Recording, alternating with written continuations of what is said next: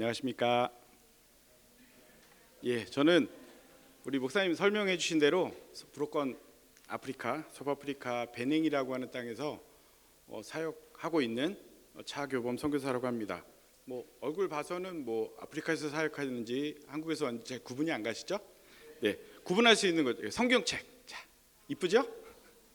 리폼한 겁니다. 아프리카에 갔더니 너무 이게 겉이 빨리 이 비닐 같은 게 이렇게 해져가지고 리폼을 했습니다. 예쁘죠?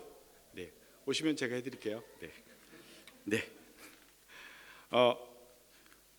오늘 설교는 제가 드리기 전에 저희가 브로건이라는 지역을 좀 잠깐 소개시켜 드리고 싶습니다. 여러분 브로건에 살고 계시니까 당연히 아시리라 생각 드는데 여행하시는 분들을 위해서 잠깐 소개드리면 프랑스가 지금은 좀 지역적으로 축소되어 있지만 옛날에는 세계의 영국만큼이나 해가 지지 않는 땅으로서 활약하던 시대가 있었어요. 그때 프랑스의 정치적으로 경제적으로 영향을 받는 지역들, 그 지역을 지금도 프랑코폰이라고 하는 이름으로 부르고 있는데요. 그 땅에서 사역하고 있는 선교사가 바로 그러니까 프랑스어를 공용어로 쓰고 있고 지금도 정치 경제적으로 프랑스의 지대한 영향을 받고 있는 그 땅이 지금 브로건이라고 하는 땅입니다.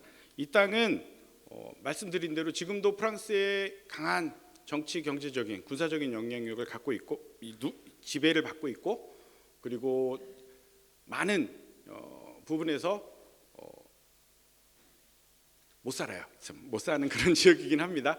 아프리카가 다 못 살긴 하지만 그 중에서도 못 사는 나라 이렇게 손꼽으면 대부분이 들어가는 게 이제 브로건 아프리카 지역입니다. 이제 영어권 지역은 영국이나 미국이나 호주나 이런 영국 어권에서 들어오는 그런 경제적인 부분들이 있는데 말씀드린 대로 이제 프랑스는 유럽 중심으로 이렇게 세력이 줄다 보니까 상당히 경제적으로 많이 어려움을 겪고 있는 그런 지역 중에 한 곳입니다.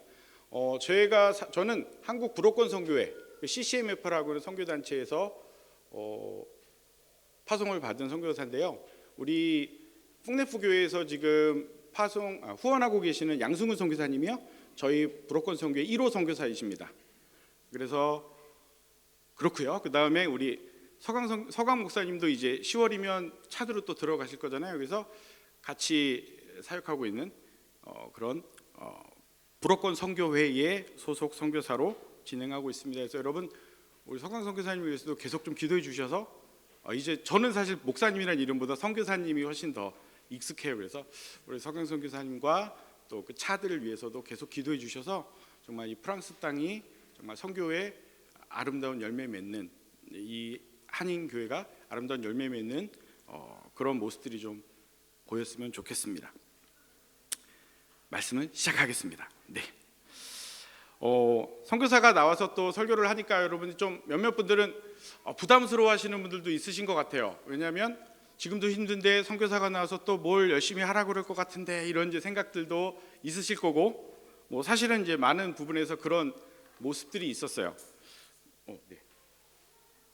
사실은 저도 약간은 여러분들한테 좀 자극을 드리고 싶은 그런 마음들이 있었는데 2달 동안 여기 생활하면서 좀 마음을 바꿔 먹었습니다. 왜냐하면 충분히 힘들고 계시더라고요. 충분히 힘들고 충분히 어렵고 또 유학을 오신 분들은 이제 한국을 돌아간다는 그런 부분이 있긴 하지만 여기서 생활하시면서 여기서 기반을 닦으시고 살아가시는 우리 생활하시는 분들을 보면 정말 어렵게 일을 진행해 나가시고 어렵게 그 예배 생활하시는 모습을 보면서 참 선교사보다 더 어렵게 사시는 분들이 아닐까라는 생각이 들었어요. 저는 선교사라고 사람들이 어려운 데서 하신다고 막 기도해주고 위로해주고 그러는데 파리에 사신다고 누가 위로해 주시는 분 있으세요? 없잖아요. 그죠? 맛있는 거 사 먹으라고 돈 주시는 분 없잖아요. 파리에 산다고 그런 분들은 없다고요. 그래서 훨씬 어떻게 보면 선교지에 있는 선교사들보다 해외에 사시는 해외에 거주하시는 분들, 특히 이 파리에 살고 계신 이 프랑스에 살고 계신 분들은 더 어렵지 않나라는 생각이 좀 들고요. 특히 이곳에서 믿음을 가지고 생활한다고 하는 것은 더 어려운 일이 아닐까라고 하는 생각이 들어요. 미국이나 영국 이런 영어권에 있는 지역들은 사실은 이미 기독교 문화가 있고 기독교적인 그런 영향이 있기 때문에 또 한인교회들도 많고 한국인들도 많고. 근데 프랑스 땅은 교회 수가 많지 않아요, 그렇죠? 파리에만 좀 많이 몰려 있는 것 같지만 사실은 프랑스 전역을 보면 한 개, 우리나라로 치면 군이라고 하는 그런 지역 안에 개신교회가 하나도 없는 지역들이 수두룩하다라고 하는 거죠. 그리고 현지인 프랑스 사람들조차도 자기 교회에 담임 목사님이 없는 교회들이 너무나 많더라는 거예요. 그만큼 영적으로 어렵고 영적으로 힘든 곳이 프랑스 땅인데, 이 프랑스 파리에서 예수를 믿는다는 것은 정말 어려운 일이더라고요. 여러분 정말 위로해드립니다. 제가 선교사로서 여러분을 위로해드리고 싶은 마음이 들었어요. 그러면서 제가 오늘 말씀을 준비하면서 그럼 말씀을 바꿔야 되나라고 하면서 곰곰이 기도를 하는데 또 그건 아니더라고요. 우리가 이렇게 어려운 속에서 믿음 생활하고 이 어려운 가운데서도 우리가 신앙 예수님 믿고 살아가는데, 그 어려움 때문에 우리가 낙심하고 이 어려움 때문에 우리가 주저앉는 것이 아니라 이 어려움 속에서도 우리가 주님 더 붙들고 이 어려움 속에서도 우리가 주님을 더욱더 신실하게 바라보고 믿음의 열매를 얻을 수 있다면 더 좋지 않을까, 그런 마음으로 말씀을 좀 준비했습니다. 오늘 제가 하고자 하는 말씀의 주제는 제자인가라고, 내가 스스로 제자인가라고 하는 질문을 여러분들 스스로에게 좀 던져봤으면 하는 그런 마음이 있어서 이렇게 제목을 좀 준비했습니다. 기대되시나요? 네. 제자라고 하는 말은 헬라어로 보면은 보통 마데테오라는 그런 단어랍니다. 예, 저도 뭐 헬라어를 그렇게 열심히 공부하지 않았는데 이 언어를 좀 살펴보다 보니까 그런 얘기들이 나오더라고요. 마데테스는 이제 명사형이고요, 마데테오는 이제 동사 형태입니다. 우리 믿음 생활하는 데 있어서 저는 명사 형태보단 동사 형태가 훨씬 더 우리에게 은혜가 될 때가 있고요, 우리에게 실질적일 때가 있습니다. 명사 형태로 보면, 갑자기 국어 시간이 아닌데 죄송해요. 명사 형태로 보면 이것은 단순히 우리가 가르침을 받는 사람이라는 뜻으로 돼요. 그죠? 가르침을 받는 어떤 사람을 이야기하는 것으로 보는데, 이게 동사 형태로 보게 되면 그 가르치는 사람의 모든 가르침을 내 삶으로 받아들이고 그 삶대로 살아가는 모든 행동, 이것이 동사 형태의 마데테오라고 하는 단어인 거죠. 그러니까 우리가 볼 때 우리가 생각하는 제자의 삶은 명사보다는 동사에 좀 더 가깝지 않을까. 예. 문법 시간 끝났고요. 자, 이제 내용을 좀 살펴보면은요. 그러면 제자라는 의미가 무엇일까를 다시 한번 고민해 보게 됩니다. 근데 워렌 모어라고 하는 신학자는 제자란 자신의 삶이 그리스도의 삶과 복합적으로 연결된 사람들이다라고 얘기했고요. 그리고 한국의 제자 훈련을 시작하신 오카노 목사님의 말씀에 따르면 제자란 예수를 닮는 사람들이다라고 얘기하셨어요. 그 말은 복합해서 얘기하면 예수님과 밀접한 관계를 가지고 그분을 닮아가기 위해 또 혹은 그분을 닮은 사람들을 바로 제자다라고 부른다라고 하는 거죠. 9월부터 이제 여러분도 제자 훈련을 하실 거죠, 그렇죠? 왜 우리가 제자 훈련을 받아야 되는지에 대한 이해 없으면 제자 훈련을 아무리 받아도요 이상한 쪽으로 갑니다. 예. 제자 훈련을 받았는데 왜 제자인지를 모르는 사람은 요게 굳어져요. 요게 나 제자 훈련 받았어 이러고 굳어져요. 근데 왜 제자 훈련을 받아야 되는지를 알고 받으시는 분들은 이렇게 구부러집니다. 겸손해지는 거예요. 왜냐하면 제자 훈련을 받는 그 순간부터 제자가 된 게 아니고 제자로서의 삶을 시작하게 되는 거죠. 우리는 이미 제자입니다, 여러분. 예수 그리스도를 영접하는 그 순간 우리는 이미 제자입니다. 아멘. 예, 여러분이 예수 그리스도를 내 구세주로 영접하는 그 순간부터 여러분은 이미 제자가 되신 거예요. 근데 왜 제자 훈련을 받죠? 우리가 이 땅 가운데서 죄의 영향력 속에서 살다 보니까 제자로서 어떻게 살아야 되는지를 모르는 거예요. 제자인데도 불구하고 제자가 어떻게 살아야 되는지를 모르니까 실수하고 낙심하고 넘어지고 부러지고 깨지게 되는 거죠. 우리 아이들 태어나면 걔들이 제자가 사람이잖아요, 그렇죠? 아이들은 태어나면 사람입니다.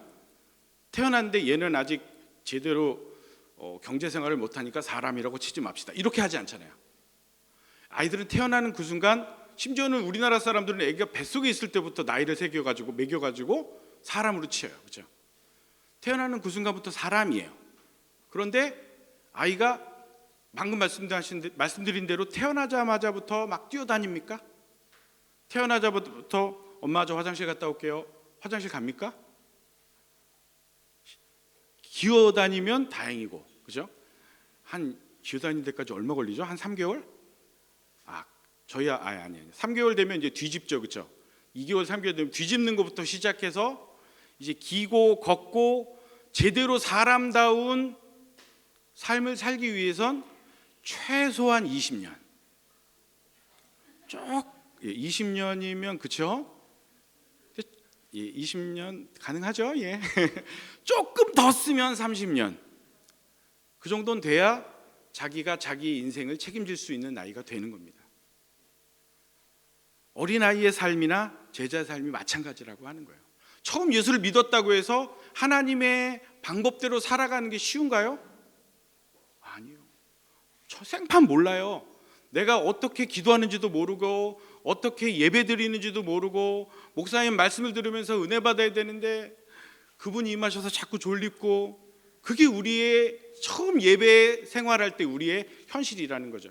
그런데 조금씩 교회에서 생활하다 보면 옆에 중고등부 때, 저는 이제 어려서부터 저도 교회를 다녔어요. 모태신앙은 아닌데 어려서부터 다녔어요. 형들 노래하는 거 보고, 형들 장난치는 거 보고 다 배우죠, 그죠? 형들이, 저희 교회는 교육관이 방석이었어요. 그래갖고 방석을 이렇게 집어던지는 놀이가 얼마나 재밌는지 형들 따라서 그거부터 하면서 권사님들한테 엄청 혼나고 그랬어요. 왜냐하면 던지면 잘못해갖고 그 전구 같은 거 깨지고 그러면 되게 많이 혼났거든요. 그래갖고 약 도망가고 그랬는데, 그렇게 교회에서 노는 법부터 배우고 또 기도하는 법도 배워요. 유초등부 때 이렇게 기도하고 있으면 너무 심심하잖아요. 그러면 눈 뜨고 막 이러고 밖에 쳐다보고 있어요. 그러면 저쪽에서 부장 집사님이 이렇게 쳐다보고 계세요. 그럼 또 들어가면서 다시 기도하고, 기도할 때 눈 뜨면 안 되는구나. 그리고 다시 또 기도하게 되고. 근데 그것이 별거 아닌 것 같지만 우리가 신앙생활을 하는데 많은 교육이 되어진다라고 하는 거죠. 근데 제자훈련은 뭐예요? 이것을 좀 더 생활적인 면보다는 성경적인 면을 집중해서 배우게 되는 것이 바로 제자훈련이라고 하는 거죠. 그래서 여러분들은 제자훈련을 꼭 받으셔야 돼요. 왜냐하면 그리스도인으로 바로 살아갈 수 있는 법을 아셔야 되는 거예요.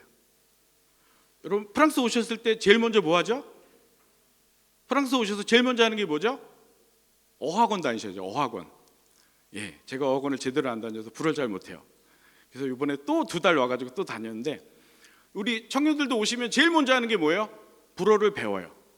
불어를 배워야 되고, 불어를 배우면서 뭘 배워요? 프랑스 문화를 배우고 프랑스 사람들과 함께 생활하는 법을 배우는 거죠. 그렇게 해서 프랑스에 조금씩 정착해 가는 거예요. 제자화하는 것도 마찬가지입니다. 우리가 제자가 된다는 건 쉽기도 하지만 어려운 일이 바로 제자가 되어지는 거예요. 예, 막 제자가 되고 싶으시죠? 아닌가요? 그럼 좀 더 제가 설명을 하겠습니다. 예, 우리의 제자의 삶이 필요한 이유, 여러분, 왜 우리가 이 땅에서 제자로서 살아가야 될까요? 그거 한번 질문해 보셨어요? 왜 내가 제자가 되어야 하지? 그런 고민을 한 번이라도 해보신 분이 있다면 여러분들은 대단하신 분들입니다. 이거 목사님들도 안 해본 생각들이에요. 사실은 목사님들도 수십 년이 지나야 나중에 내가 왜 목사를 하지 이러면서 고민하시는 분들도 많거든요. 왜 내가 제자이어야 하는가? 첫 번째는 주님이 바라시기 때문이에요. 여기 과학 하시는 분 계세요? 과학 공부하시거나 과학을 연구하시는 분? 예, 그럼 제가 말하기가 좀 편합니다. 연력학 제2법칙이라는 게, 연력학 법칙이라는 게 있습니다. 이 세상을 이 세상의 중심이 되어지는 그런 흐름이 있고 법칙이 있는데, 그 두 번째 법칙이 연력학 제2법칙이라는 게 있어요. 이게 엔트로피 법칙이라고 있습니다. 이게 또 선교사가 왜 갑자기 그걸 하나인데, 제가 한국에 있을 때 창조과학회 열심히 쫓아다니면서 좀 봤거든요. 이 연력학 제2법칙이 뭐냐면, 모든 것은 완전한 데서 불완전함으로 간다예요. 쉽게 얘기하면 모든 것은 완전함으로부터 불완전함으로 간답니다. 모든 이 테이블이 지금은 멀쩡하지만, 만약에 우리가 가끔 영화에서 보는 것처럼 100년 후, 200년 후에 지구가 멸망해서 사람이 없었어. 근데 이게 만약에 그대로 이두면 100년 후에 이 책상은 어떤 모습일까요? 100년 후에 우리 이 예배당은 어떤 모습일까요? 지금의 모습보다 많이 망가져 있는 모습이겠죠. 당연하죠, 그렇죠? 돌이 부서질 것이고, 이 나무는 썩어 있을 것이고, 300년, 400년, 500년, 1000년이 지나면 거의 이곳엔 이 예배당이 있었던 흔적이 없이 사라질 겁니다. 이거는 창조 섭리와 너무나도 이게 합하는, 이게 아주 잘 맞는 그런 세상의 법칙 중에 하나예요. 맨 처음에 세상에 하나님이 창조하셨어요. 완벽하게 창조하셨습니다. 그러나 죄로 인하여 이 세상이 망가졌어요. 죄로 인하여 이 세상에 불완전함이 시작되었습니다. 그래서 세상은 어떻게 해요? 점점 망가져 갑니다. 세상은 점점 망가져 갑니다. 어디를 향해? 멸망을 향해 가는 거예요. 이게 기독교적인 시간관입니다. 완벽한 하나님의 창조에서부터 세상의 마지막을 향해 가는 거예요. 그 시점에 누가 오신다고요? 예수님이 오시는 것만 다를 뿐, 이 연력학 제2법칙과 기독교의 세계관은 거의 일치합니다. 근데 이 세상이 썩어져 가는데, 이 세상이 망가져 가는데, 그 세상이 망가져 가는 것을 하나님은 그냥 보시지 못한다는 거예요. 그 썩어져 가는 세상이 좀 덜 썩길 원하시고, 그 어두움이 좀 덜 어두워지길 바라신다라고 하는 거예요. 그래서 누굴 부르세요? 제자를 부르시는 거예요.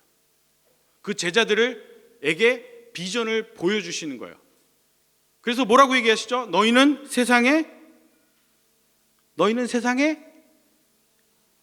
여러분이 알고 계신 그게 맞아요. 그게 맞습니다. 너희는 세상의 빛이라. 너희는 세상의 소금이라. 썩어져가는 세상에 너희가 소금의 역할을 감당해 줬으면 좋겠고, 어두워져가는 그 세상에 조금 빛이라도 비춰서 사람들에게 소망을, 희망을 주기를 원하시는 것이 바로 주님이 우리에게 원하시는, 제자들에게 원하시는, 제자들에게 우리가 제자로서 이 땅에서 살아가야 될 이유라고 하는 거예요. 바로 이게 주님이 우리에게 원하시는 방법입니다. 그래서 우리는 제자가 삶이 필요한 거예요. 두 번째, 예수님만 바라시는 게 아니고요, 세상이 그렇게 바래요. 세상이 뭘 그런 거 바래요? 아니요. 예, 한국에서 여러분 파리는 어떤지 제가 정확히 모르겠어요. 파리는 이렇게 문화적으로는 이미 천주교적인 베이스가 깔려 있긴 한데, 뭔가 위에는 좀 이상해요. 하여튼 헷갈려요, 여기는. 근데 한국은 교회에 대해서, 기독교에 대해서 공영방송에서 절대 말할 수 없어요. 그걸 말하면 약간 금기시되어 있어가지고 말을 안 합니다. 근데 너무나 재밌는 건, 성탄절 되면은요, 예수님의 사랑을 증거하는 사람들의 얘기해요. 예수님의 사랑을 증거하는 사람들의 이야기들을, 그 아름다운 이야기들을 말합니다. 옛날에 한 3년 전인가 4년 전에 교회 오빠라는 그 성탄절에 맞춰서 했어요. 정말 너무나도 어렵게 믿음 생활하는 형제 자매, 그 가정이 얘기를 하고 있어요. 계속 아파요. 암을 고쳤는데 또 암이 걸리고 또 암이 걸리고, 날만 하니까 부인이 아프고 막 난리가 아니에요. 집이 진짜 난리가 났어요. 그런데도 믿음을 지키고 사는 그들의 모습을 다큐멘터리로 만들어서 방송에 내보내는 거예요. 저는 그걸 보면서, 세상은 우리가 하나님의 사랑을 증거하며 살아가는 것을 원하는구나. 예수 믿는 사람이 예수 믿는 아름다운 삶을 살아가면 그걸 이렇게 나타내요. 그리고 요사이 제가 한국 방송 보면 재밌는 것 중에 하나가, 믿음 있는 믿음 있는 우리 성도들의 삶이 교회 이 TV 안에서 조금씩 이렇게 발견되는 경우가 있어요.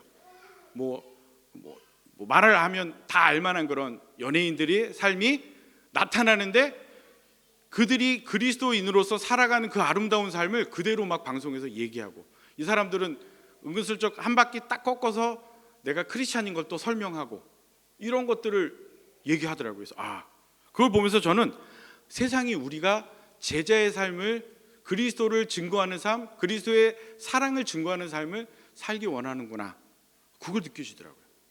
여러분은 안 느끼세요? 저는 그게 느껴지더라고요. 목사님 눈만 보이나요? 아니요. 여러분이 조금만 주의 깊게 보시면 그런 메시지를 볼 수 있어요. 세상이 여러분들이 제자의 삶을 살기를 원하신다라고 하는 거예요. 원하시는 게 아니라 원하고 있다는 거예요. 자꾸 존칭을 쓰게 되는데, 그러면 우리가 제자로 살아가는데 이제 본문입니다. 죄송해요. 이제 본문입니다. 제자로 살기 위해 우리가 3가지 정도 우리 자신의 삶을 돌아볼 필요가 있는데, 오늘 본문이 그 내용입니다. 또 무리에게 이르시되 아무든지 나를 따라오려거든 첫 번째 자기를 부인하고, 두 번째 제 십자가를 지고, 세 번째 나를 따를 것이라. 이 3가지를 제가 한번 여러분과 나누어 보려고 합니다. 첫 번째는 자기를 부인하고라는 이 말씀 속에는 우리의 우선순위에 대한 문제를 이야기하고 있습니다. 우리의 마음에 우리의 중심이 무엇을 향해 있는가, 이것을 얘기하고 있다는 거예요. 여기 보면 누가복음 14장 26절에 보면 누구든지 내게 오는 자는 자기 부모와 처자와 형제와 자매와 자기의 목숨까지도 미워하지 아니하면 나를 능히 나의 제자가 되지 못하리라, 이렇게 말씀하셨어요. 되게 예수님 독하게 얘기하셨어요. 그렇죠? 다 미워하지 않으면 내 제자가 될 수 없어라고 얘기해요. 다 미워하래요. 부모도 미워하고 처자식도 미워하고. 그 이단들이 하는 짓 아닌가요? 예수님이 이단을 조장하시는 겁니까? 아니에요. 여기서 이 미워한다는 말의 의미를 너무 세속적으로 우리가 받아들일 것이 아니라 바로 하나님께서 의미하시는 의미들을 우리가 살펴봐야 되는데, 이 미워한다는 말은 우선순위에 대한 얘기를 강조하고 싶으셨던 거예요. 네가 그 모든 것들보다 나를 더 사랑해야만 돼라고 얘기하시는 거죠. 그 모든 것들보다 나를 더 사랑해야 돼. 나를 너희의 인생의 제1 우선순위에 두어야 해라고 얘기하시는 거예요. 이것에 좀 적절한 예를 들자면 아브라함의 이야기를 우리가 많이 알고 있습니다. 아브라함은 70세 때 가나안에 들어와요. 70 되셨으면 이제 좀 쉬셔야 되는 나이인데, 그렇죠? 하나님 그때 부르세요. 우리 하나님은 연령에 따라 사람을 부르시지 않아요. 그 사람의 비전과 그 사람의 꿈을 어떻게 이루실 거냐에 따라서 부르세요. 그래서 아브라함은 70에 부르시고 모세는 80에 부르시고, 그죠? 제일 그 연령이 많으신데 부르신 분이 있죠. 노아 600에 부르세요. 네. 600살에 부르세요. 600살에도 부르세요. 하나님 부르십니다. 여러분 다 준비하셔야 돼. 언제 부르실지 모릅니다. 네. 이게 데려가시는 게 아니고요. 사역을 위해서, 하나님의 꿈을 위해서 부르신다라고 하는 거예요. 죄송합니다. 네. 하여튼 그렇게 70에 부르셨어요. 그리고 너로 하여금 하늘의 별과 같이 땅의 모래와 같이 많은 자식이 아니고 뭐죠? 후손을 주겠다. 그리고서는 약 10여 년이 넘는 시간 동안 자식을 주지 않으셨어요. 그래서 내가 그냥 우리 조카에게 내 후손 다른 내 계열의 어떤 주구에게 넘겨야겠다라고 아마 생각을 하고 있었을 거예요. 근데 그때 사라가 그에게 요구를 하죠. 하갈을 통해 자식을 낳자. 하나님이 우리에게 그런 비전을 주셨으니까 우리가 그 비전을 위해서 뭔가 해야 되지 않냐. 그래가지고 하갈을 통해 이스마엘을 낳죠. 근데 그게 큰 사건이 벌어지게 되는 계기가 되는 거예요. 이유는 하나님의 뜻은 하나님의 방법으로 이루셔야 되는데 자꾸 우리가 우리의 방법을 이루려고 노력하면 문제가 생기는 거예요. 그게 아주 세계적인 문제를 일으키잖아요. 그렇죠? 이스마엘의 후손들과 이삭의 후손들이 싸우는 그런 사건들이 벌어지는 이런 문제까지 벌어지게 되는데, 너무 재밌는 건요, 제가 이게 보면 창세기 16장 맨 마지막 절에는 뭐라고 나오느냐면 이스마엘을 낳고 그와 함께 살아가고 있는 그 모습을 쭉 설명하세요, 16장에. 그리고선 그의 나이가 84세였더라 이렇게 끝나요. 그리고 17장 초반엔 뭐라고 얘기하냐면 그의 나이 99세 때라고 나와요. 별거 아닐 수도 있지만 제가 묵상하는 거에 보면 적어도 14년이라는 그의 인생 속의 시간이 꼭 비어있는 것 같은 느낌이 들더라는 거예요. 여러분, 근데 아브라함이라고 하는 사람이 그 14년 동안 예배 생활 안 했을까요? 그 14년 동안 자기에게 맡기신 제사장적, 선지자적 사명 감당 안 했을까요? 했을 거예요. 그런데도 유독 84세에서 99세 때까지라고 하는 이름을 한 절을 통해서 비워놔 버리시는 거예요. 14년의 기간을. 저는 오늘 이 얘기를 보면서 아브라함의 인생 속에 이 14년이라는 기간은 하나님이 그의 중심에 있지 않았던 시간이 아닐까. 아들 낳고 이스마엘이라고 하는 자식을 낳고 행복하게 즐겁게 예배도 드렸지만, 내가 하나님 일을 한다고 했지만 그것보다 더 내 자녀와 함께 사는 그 삶에 집중하고 있었던 것이 아닐까. 여러분, 우리가 참 위험한 부분 중에 하나입니다. 이게 뭐냐면 하나님이, 그 약속은 하나님이 주신 거잖아요. 너의 자손으로 바다의 모래같이 하늘의 별 같은 자손을 주겠다. 그래서 하나님이 안 주셔서 제가 저의 방법으로 이스마엘을 낳았어요. 어떻게 보면 이 이스마엘은 하나님의 비전을, 그에게는 하나님이 주신 비전이라고 붙들고 살 수도 있는 부분이었다라는 거죠. 그런데 하나님은 그 14년을 툭 잘라버리셨어요. 그 말은 뭐예요?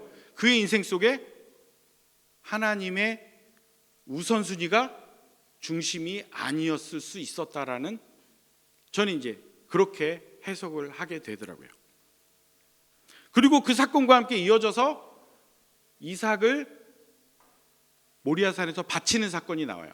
여기는 너무 재밌는 게 뭐라고 하냐면 하나님이 그가 나를 얼마나 사랑하시는지 평가하기 위해서 그 일을 벌이세요. 하나님이 인간 제사를 좋아하시는 분 아닙니다. 하나님이 인간 제사를 아주 경멸하게 여기시는 분이에요. 그런 분이 그 아들, 그 아브라함의 그 아들 100세에 얻은, 하나님이 직접 말씀하셔서 주신 그 아들을 어떻게 해요? 번제로 바치래요. 저 뒤에 저희 아들이 있거든요. 저는 못할 것 같아요. 저는 힘들 것 같아요. 저도 7년 만에 저 아들을 얻었거든요. 결혼하고 7년 만에 얻었는데 참 이 말씀을 볼 때마다 하나님, 저는 아브라함이 아니에요 라고 얘기해요. 이렇게 진짜 나한테 그러시면 하나님, 하지 마세요, 제발 그러지 마세요라고 제가 진짜 가끔 기도했어요, 이것 때문에. 근데 아브라함은요, 새벽에 일찍 일어나서 그 길을 갑니다. 진짜 아브라함이 새벽에 일찍 일어났을까요? 저는 그렇게 생각하지 않아요. 잠을 못 잔 거예요. 밤새도록 그 하나님이 주신 그 음성을 붙들고 부대끼다가 그 말씀에 순종하기 위해 해도 뜨지 않았는데 일어나서 간 거예요. 저 같으면 며칠 더 버텼을지도 몰라요. 근데 그는 그 새벽에 일어나 갑니다. 왜요? 그의 우선순위 속에 하나님이 1번이었기 때문에. 그래서 그 이삭을 죽이려 하는 그 순간, 칼을 내려치려는 순간 천사를 보내서, 하나님도 엄청 급했어요. 아브라함아 이게 아니고요, 아브라함아. 아유, 발음도 안 될 정도로 2번이나 그를 부르세요. 그리고 그를 막으세요. 그리고 뭐라 그러세요? 이제야 네가 나를 사랑하는 줄 내가 알겠다. 이제야 네가 나를 사랑하는 줄 내가 알겠다. 이렇게 네 인생의 우선순위가 나에게 맞춰져 있는 것을 내가 알겠다라고 그렇게 선포하세요. 하나님은 이 구절을 쓰시고 싶으셔서 이 모든 일들을 진행하셨던 게 아닌가. 우리로 아브라함의 이 고백을 보게 하시기 위해서 쓰신 거예요. 하나님은요, 자기 백성들이 하나님에 집중돼서 하나님을 위해 자기의 인생을 바치고 자기의 삶을 집중하고 있는, 우선순위를 두고 있는 그 장면을 너무 좋아하세요. 그래서 그걸 막 말하고 싶어 하세요. 심지어는 욥이 얼마나 하나님을 우선순위로 두고 있는지 말하고 싶어서 사탄과 천사들이 막 모여있는데, 야야 니네 요새 너 욥 아니야? 욥? 얼마나 욥을 자랑하세요. 욕을 욕하신 게 아니고요, 욥을 자랑하세요. 그러니까 사탄이 딱 딴지를 걸기도 하지만 하나님의 마음은 그거예요. 자기의 인생 우선순위를 하나님에게 맞추고 있는 그 자녀, 그 제자들을 하나님은 자랑하고 싶어 하십니다. 이게 첫 번째 우선순위의 부분입니다. 이제야 내가 하나님을 경외하는 줄 알겠다. 어떻게 보면요, 아브라함은요 진짜 믿음의 삶은 이때부터 시작된 거예요. 여태까지는 훈련이었던 거야. 제자로서의 삶을 살았던 것이 아니었을까. 이 사건을 통해서 그의 삶은 하나님 앞에 완전히 합일된 삶이 살았던 것이 아닐까라는 생각이 듭니다. 두 번째, 날마다 제 십자가를 지고, 이렇게 말씀하셨어요, 예수님이요. 이것은 우리에게 주신 비전에 대한, 우리에게 주신 비전을 제대로 이해하고 있는가를 물으시는 게 아닌가라는 생각이 듭니다. 여러분, 십자가가 뭡니까? 십자가 그러면 일단 어려운 것을 생각하게 돼요. 십자가 그러면 고난을 생각하게 돼요. 십자가 그러면 무거운 거, 힘든 거, 이런 거 생각하게 되잖아요. 많은 분들이 이 십자가에 대한 오해를 가지고 살아갑니다. 우리의 인격이 부족하고 인간관계에서의 단절되는 그것으로 인해 생기는 아픈 문제들, 껄끄러운 것, 그럼 우린 그러죠. 내 남편이 내 십자가야, 뭐 이러면서. 우리 직장에 우리 부장이 내 십자가야, 막 이런데, 아니요, 그건 주님 앞에 회개해야 될 문제고요, 나의 인격이 아직 온전치 못함을 회개해야 될 문제입니다. 그거는 십자가 아니에요. 회개 돌이키시고 회개하셔야 될 문제입니다. 그러면 가난으로부터 오는 어려움들, 못난 자식이나 또 어려운 부모님들에 대한 문제 때문에 생기는 여러 가지 문제들, 이거 십자가인가요? 이건 일 수도 있고 아닐 수도 있습니다. 근데 더 정확히 말하면 이건 인생의 무거운 짐의 부분일 수 있는 거죠. 엄밀하게 말하면 그것과 함께 연결되어지는 무언가가 있다면 그것이 우리의 비전으로 연결될 수 있지만, 이 부분만을 놓고 보면 이거는 우리가 감당해야 될 삶의 무거운 짐인 거예요. 삶의 무거운 짐은 어떻게 하면 되죠? 주님 앞에 내려놓으면 되죠. 수고하고 무거운 짐진 자들아 다 내게로 오라, 내가 너를 쉬게 하리라 말씀하셨어요. 이 짐은 우리가 지을 짐이 아니에요. 여러분, 내놓으시면 되는 짐인 거니까요. 이건 나중에 목사님과 상담하시기 바랍니다. 네, 뭐예요? 그러면 우리 십자가는 뭐죠?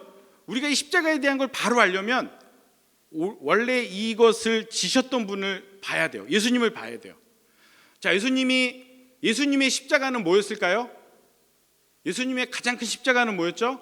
인간들의 죄를 대신하여 짊어지신 사건, 그렇죠? 인간들의 죄를 대신 짊어지신 사건이 예수님의 가장 큰 십자가였어요. 근데 엄밀히 보면 예수님이 더 싫어했던 건 그 십자가 사건이 아니라 그 십자가 사건 때문에 벌어지는 일이었어요. 뭐냐면 제3시에 보면, 마태복음 27장 45절 46절에 보면요, 제6시에 온 땅에 어둠이 임하니 9시까지 임하였더라 그래요. 여러분 많이 들으셨지만 이스라엘은 아침 6시부터 시간을 계산해서 6시면 낮 12시, 9시면 3시예요. 그러니까 해가 가장 강렬한 시간이 그 시간이에요. 파리에 왔더니 4시가 뜨겁더라고요. 파리에 왜 이렇게 너무 힘들어요 이번에. 하여튼 아프리카보다 좀 더웠던 것도 같은데, 그래도 이렇게 바람이 불면 그 바람 속에 냉기가 이렇게 가끔 살 속에 느껴지는 그런 게 있어서 좀 살만했습니다. 하여튼 가장 햇빛이 뜨거워야 될 그 순간 무슨 일이 벌어지냐면 하늘이 어두워집니다. 심지어는 눈앞이 보이지 않을 정도로 어두워졌다라고 얘기를 해요. 이 사건을 뭐로 해석할 수 있냐면 하나님이 죄를 얼마나 미워하시는지를 설명할 수 있어요. 예수님은요, 하나님과 이 유대감, 하나님과 연결되어진 유대감만으로 사시는 분이에요.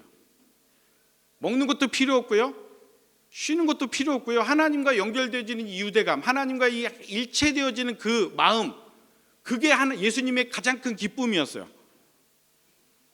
근데 지금 이 사건을 통해서 예수님이 분리돼요. 누구와? 하나님과 분리되어지는 거예요. 왜요? 하나님이 죄를 얼마나 싫어하시는지 자기의 사랑하는 그 아들, 자기의 독생자 예수 그리스도가 그 인간들의 죄를 지고 십자가에 달려 지셨는데 그 십자가를 뭐예요? 외면하신 거예요. 그런데도 예수님은 어떻게 하세요? 그 십자가를 지세요. 왜요? 하나님의 뜻이기 때문에. 인간 구원을 위한 하나님의 가장 강력한 요구이셨기 때문에 그걸 감당하세요. 내 뜻대로 마시고 아버지 뜻대로 하십시오라고 그걸 다 감당하시는 거예요. 그게 예수님의 십자가였어요. 십자가라고 하는 것은 하나님과 관련돼 있어야 돼요. 우리의 십자가. 그래서 저는 그걸 다른 말로 하면 비전이라고 하는 것으로 바꿀 수 있다고 생각합니다. 하나님의 뜻을 이루시기 위한 예수님의 길이 예수님의 십자가라면 우리의 십자가는 뭐예요? 우리의 삶 속에 하나님이 바라시는 소망, 우리의 삶 속에 하나님이 원하시는 비전, 그게 바로 우리의 십자가가 되는 거예요. 어려움, 고통 이게 아니고요, 내 삶 속에 하나님과 관련돼서 하나님을 위하여 내가 드릴 수 있는 삶이, 그것이 바로 십자가가 될 수 있다는 거예요. 근데 많은 성도들이 이것을 자꾸 놓치시는 경향들이 있어요.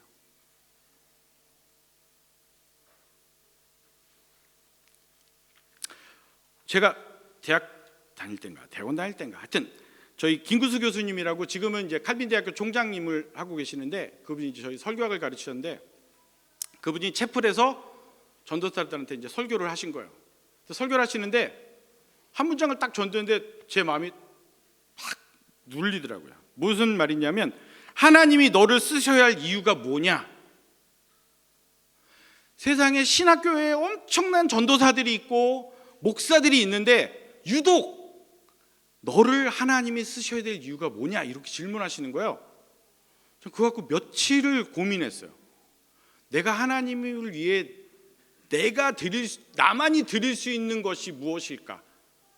그 고민을 했어요. 근데 그게 나중에 생각해 보니까 하나님이 내게 맡기신 비전이더라고요. 나만이 하나님 앞에 드릴 수 있는 무엇, 나만이 하나님 앞에 드릴 수 있는 무엇이 있는가 고민해 보게 되더라고요. 여러분에게도 동일한 고민을 한번 드리겠습니다. 여러분 개개인을 향해서 하나님이 바라시는 그 무엇인가가 있는지 여러분 아십니까? 여러분에게 주신 하나님의 그 비전, 이건 여러분 아니면 안 되는 그런 비전이 있으세요? 그게 있으셔야 돼요. 되게 어렵죠? 그럼 내가 무슨 선교지를 또 가야 되나? 아니요. 이건 그런 부분의 얘기가 아니에요.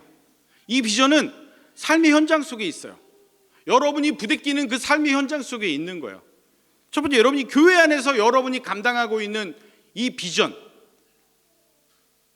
오늘 성가대에 너무 아름다운 찬양을 하셨어요. 이 찬양과 여러분의 삶 속에 하나님 앞에 드리는 무언가가 있는가 고민해 보셔야 돼요.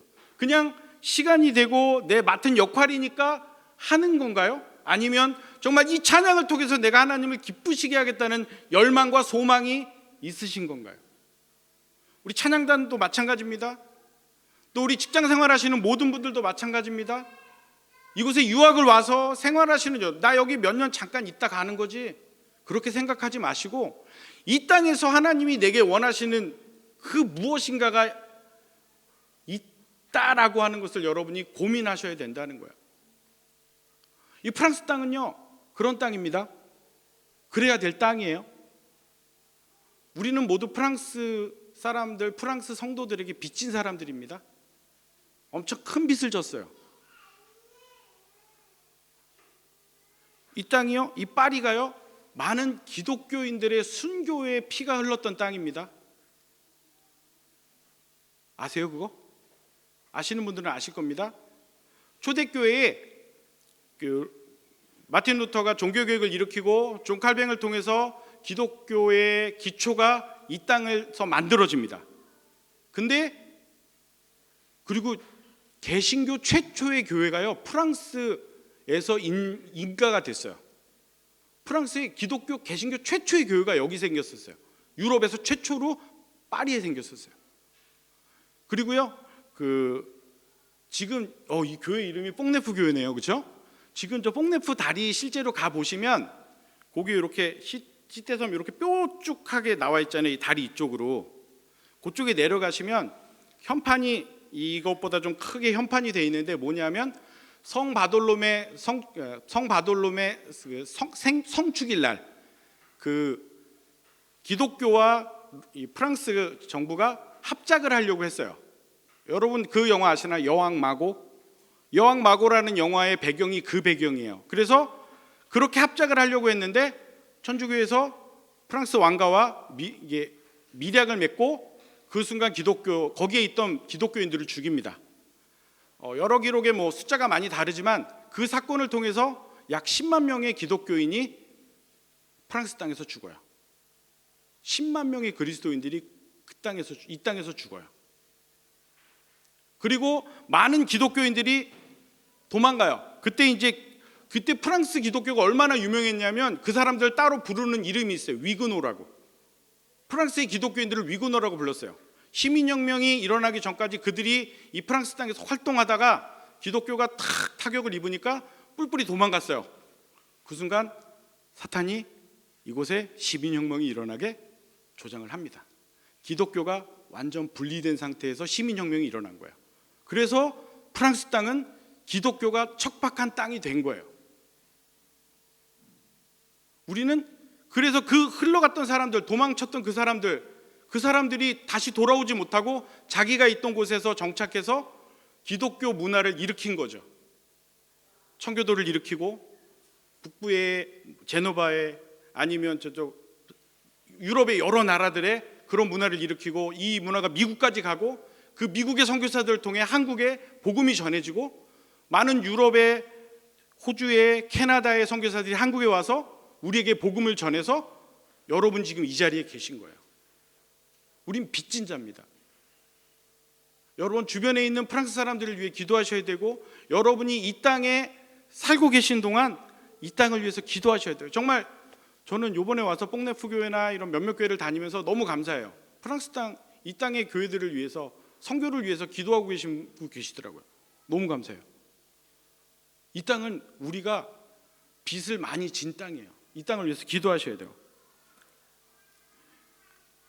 여러분 가정에서, 여러분 주위에서 여러분이 기도해야 될 사람들을 보이신다면 그것이 하나님의 비전일 수 있고요.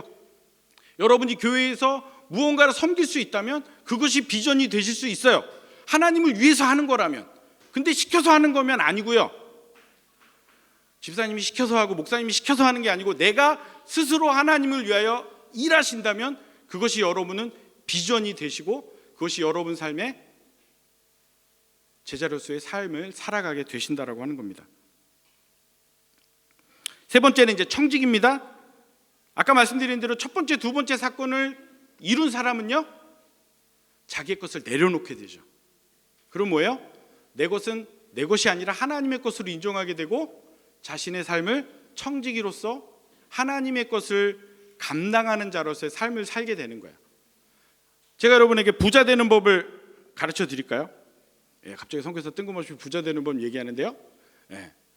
부자 되는 법이 있습니다. 뭐냐면 정말 바른 제자의 삶을 사시면 부자가 될 수 있어요. 왜요? 여러분 쉽게 얘기합시다. 여러분 만약에 돈 많은 게 축복입니까? 여러분 하나님이 여러분에게 돈을 많이 주시는 것, 어떤 부자들이 되는 것, 여러분 그게 축복이라고 생각하세요? 여긴 괜찮은데요? 저희가 작년 1월부터 제자 훈련을 해서 한 5명 청년들을 했어요. 아프리카에서. 이 친구들한테 돈 많은 게 축복이야 그랬더니 위 100% 위 그래. 농. 전 노라고 했어요. 왜냐하면 그래서 한마디 했죠. 그럼 니네 뭐야? 니는 다 가난했거든요. 다 가난해서 그 5명이 다. 그래서 그럼 니네 축복받지 못한 거야? 하나님이 너희 하나님 안 사랑해? 그랬더니 아니 사랑해.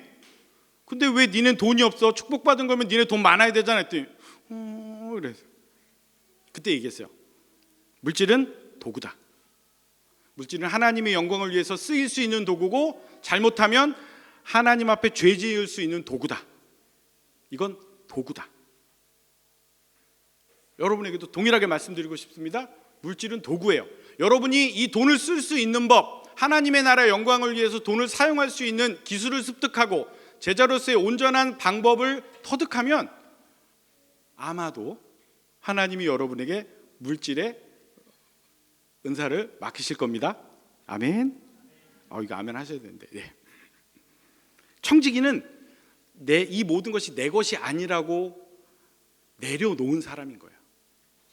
여러분이 이런 믿음을 만드실 수 있다면 자신의 모든 것을 하나님 앞에 드릴 수 있는 거예요. 네. 그렇다고 해서 하나님이 야 너희 통장에 있는 모든 걸 다 교회로 내놔라 이게 아니고요. 내 주변에 하나님의 사랑이 필요한 사람들에게 나눌 수 있고 내 주변에 그리스도를 증거하는 일에 사용할 수도 있고 내가 교회를 위해 이 먹고 사는 일에 쓰는 것조차도 여러분 하나님의 영광을 위해서 사용하셔야 되는 거예요. 여러분 밥 먹는 건 이건 뭐 내 개인적인 거야 이게 아니고요. 먹고 마시는 모든 것 그것이 그리스도의 영광을 위해서 하셔야 될 일인 거죠. 청지기는 그런 사람이에요. 결론 맺습니다. 결론. 우리가 이런 삶을 알면서도 사실 안 되는 이유가 있어요. 뭐죠? 누가복음 21장 34절에 보면 너희 스스로 조심하라. 그렇지 않으면 방탕함과 술 취함과 생활의 염려로 마음이 둔하여져 뜻밖의 그날의 덫과 같이 너희에게 임하리라. 여기 참 중요한 건 방탕함, 술 취함 이것까지는 우리가 대부분 다 해요. 해결할 수 있어요. 안 되시는 분들이 가끔 있지만 방탕함, 술 취함 이것까지는 우리가 감당이 돼요. 근데 이 생활의 염려 부분을 못 넘고 이 벽에 부딪혀서 제자의 삶이 자꾸 더뎌질 때가 있다라고 하는 거예요.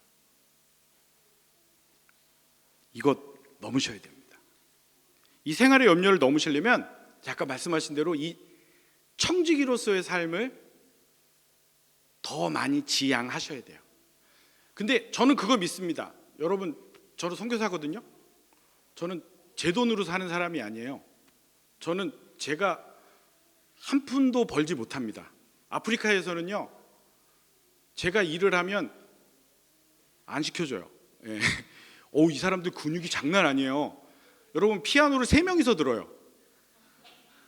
저희 청년들 이제 어떻게 생겨가지고 피아노를 했는데 한국에선 기본적으로 6명이 들라고 얘기해요. 청년들 6명이 들라고 얘기하는데 얘네는 많을 때 한 8명까지 들고 우리 여긴 4명 최고 적을 때 3명이서 드는데 비리비리한 애들이 들더라고요. 그래서 걔들하고 저는 경쟁이 안 돼요. 그리고 아프리카는 워낙 이게 월급이 작아요. 이 친구들 하루 종일 일해도 많이 벌면 우리 돈으로 한 4,000원, 5,000원. 시급이 아니고요. 하루 종일 벌어도 그런 친구들하고 제가 경쟁이 되겠어요? 저는 먹는 것도 많고 비싼 거 먹어야 되잖아요. 그렇죠? 쌀이 2배, 3배 비싸거든요. 그 사람들 먹는 옥수수 값보다. 그러다 보니까 저는 후원을 통해서 살아가요. 후원을 통해서 살아가는 제가 경험하는 것 중에 하나는 뭐냐면 하나님이 필요하시면 어떻게 해서든지 먹이신다는 거예요. 어떻게 해서든지 먹이세요. 여러분 선교사니까만 먹이실까요? 그래 선교사니까 너는 그래 그지같이 사니까 너만 먹여줄게 이러실까요? 아니요. 우리가 주기도문 할 때마다 고백하죠. 일용할 양식을 주옵시고. 여러분 그 말 믿으세요? 믿으시잖아요. 근데 왜 일용할 양식을 구하지 않으시냐고요. 일용할 양식을 채우실 거예요. 그렇기 때문에 여러분의 인생의 모든 것은 하나님이 다 감당하시는 거예요. 맡기시면 돼요. 근데 해본 사람만 한다니까요.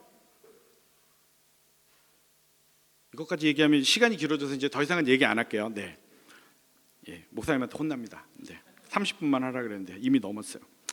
예, 제자의 삶을 한마디로 얘기하면 존 스토트 목사님 그렇게 얘기했어요. 여론의 돌풍에 이리저리 흔들리는 갈대가 아닌 바위처럼 흔들리지 않는 존재. 물의 흐름에 따라 죽은 물고기가 아니라 흐름에 거슬러 올라가는, 문화의 주류까지도 거스르는 존재. 주변 환경에 따라 자기의 색깔을 바꾸는 카멜레온이 아니라 주변 환경에 맞서 눈에 띄게 두드러지는 존재. 소극적으로 세상의 풍조를 피하는 것이 아니라 적극적으로 하나님의 아들의 형상을 본받아 그리스도처럼 되어가는 존재. 그들이 바로 제자다라고 얘기했습니다. 참된 제자는 예수 그리스도를, 하나님의 은혜로 예수 그리스도를 마음에 받아들이고 그분을 내 주인으로 인정하는 자. 그래서 제자로 살아가겠다고 작정하는 여러분, 우리가 모두 제자인 겁니다. 네, 두서없이 말했는데요, 정말 여러분 제자로서 한번 고민해 보셨으면 좋겠어요. 하나님, 내가 제자로서의 정말 삶을 살아가고 있는가요? 이곳에서 내 생활의 염려와 나의 부대끼는 문제들 때문에 내가 제자로서의 삶을 살아가지 못하고 주저앉아 있는 것은 아닌가요? 주님, 나를 한번 돌아봤으면 좋겠어요. 나를 돌아볼 수 있는 시간 주세요. 나를 돌아볼 수 있는 마음 주세요. 나를 돌아볼 수 있는 은혜 주세요. 우리 그렇게 한번 같이 기도하는 시간 되었으면 좋겠습니다. 정말 이 교회에 이를 섬기시는 여러분들, 또 여러분의 삶의 직장의 현장 속에서 그리스도인으로서 빛을, 소금의 역할을 감당하는 존재로 살아가고 있는 여러분들, 이미 살아가고 있는데 내가 느끼지 못할 뿐이고 내가 감각하지 못할 뿐인 것이 아닌가, 우리 자신을 한번 돌아보는 시간 되었으면 좋겠습니다. 함께 통성으로 기도하겠습니다. 사랑의 아버지 하나님, 감사합니다. 이 시간도 주님, 우리 뽕내포교회 귀한 성도들, 또 이곳을 잠시 지나치지만 이곳에서 함께 말씀의 은혜를 나누는 지체들, 아버지 하나님, 이 시간 고민하는 시간 되어지기 원합니다. 아니, 나의 평생에 예수 그리스도의 그 은혜를 내가 정말 제자로서의 삶을 지금 이 순간 살아가고 있는지 나 자신을 돌아보는 시간이 되어지기 원합니다. 주님, 이 시간도 내게 은혜 베푸셔서 정말 주님으로만 기뻐하며 감사하는 이 시간, 주님으로만 즐거워하며 감사하시는 이 시간, 아버지 하나님, 주님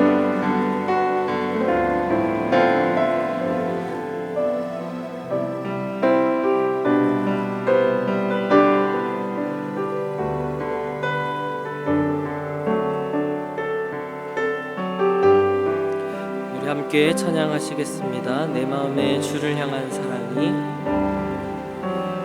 내 마음에 주를 향한 사랑이,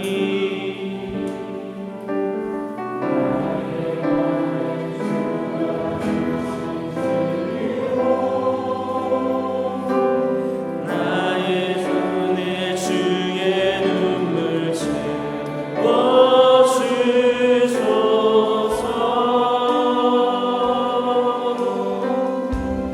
내 입술에 찬양의 향기가, 내 입술에 찬양의 향기가, 두 손에 주를 닮은 섬김이, 나의 삶에 주의 음성 닿게 하소서. 우리 다 같이 일어나시겠습니다. 하나님의 사랑이 영원히 함께하리이다. 하나님의 사랑이 영원히 함께하리. 십자가의 길을 걷는 자에게, 순교자의 삶을 사는 이에게,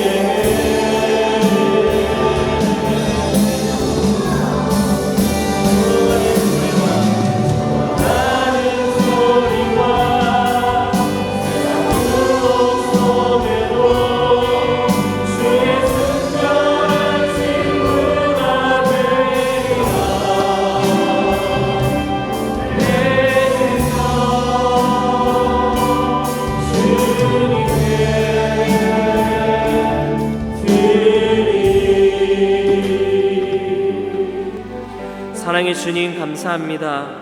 우리를 제자 삼으신 주님, 우리를 부르신 주님의 은혜에 찬양합니다. 이 땅 가운데 빛과 소금으로 제자로 살아갈 수 있는 우리 모든 주의 백성들이 다 되게 하시고, 하나님 아버지의 주께서 맡겨주신 그 사명 속에, 그 감당하며 나아가는 길 속에 주님의 은혜와 긍휼을 누리는 우리의 모든 인생 되게 하여 주시옵소서. 하나님 아버지, 주님께서 우리를 인도하신다는 그 믿음을 가지고 우리가 물질로 주님 앞에 영광을 돌리며 나아갑니다.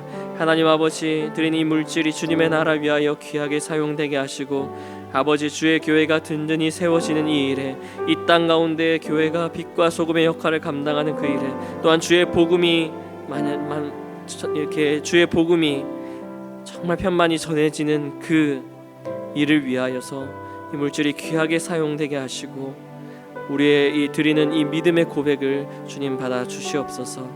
하나님 아버지, 성도님들의 모든 가정과 여행 중에 있는 모든 주의 백성들, 주님이 주시는 평강 속에 한 주간의 삶을 누리게 하시고, 가족들의 건강, 그리고 일터 가운데 평안, 하나님 아버지, 개인의 삶 가운데 이 성령의 충만한 이 삶이 하나님 아버지 한 주간의 삶 가운데 잘 이루어질 수 있도록 주여 은혜 내려 주시옵소서.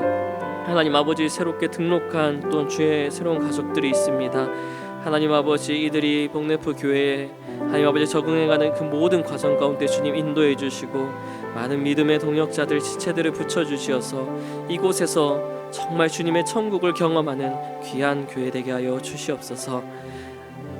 귀하신 주님의 은혜를 찬양하며 예수님의 이름으로 기도했습니다. 아멘. 우리 차교범 선교사님 축도로 예배를 마치겠습니다. 기도하겠습니다. 하나님, 당신의 백성들을 기억하시고 저들의 삶을 주관하여 주시고, 정말 이 땅의 어려운 곳에서, 삶의 현장 속에서 그 어려움들을 이겨내며 감당하는 당신의 제자들을 기억하여 주셔서 힘 주시고 은혜 더하여 주옵소서. 또 삶의 현장으로 나가며 또 삶의 주님께서 맡기신 그 비전들을 향해 나갈 때에 주님 큰 은혜 더하여 주셔서 주님 동행하시는 은혜를 맛보는 저들의 삶 되게 하여 주옵소서. 이제는 우리를 구원하신 예수 그리스도의 크신 은혜와 우리 사랑하시는 아버지 하나님의 크신 사랑하심과 성령님의 크신 은혜가 이 땅 가운데 제자로 부르심 받고 또 살아가기로 작정하는 당신의 제자들 머리 위에, 성도들 머리 위에, 자녀들 머리 위에, 이 삶의 현장으로 나가는 저들의 인생 속에, 또한 이 프랑스 땅에 죽어가는 영혼들을 위해 주님의 그 은혜를 소망하오니 이제로부터 영원까지 항상 함께 있을지어다. 아멘.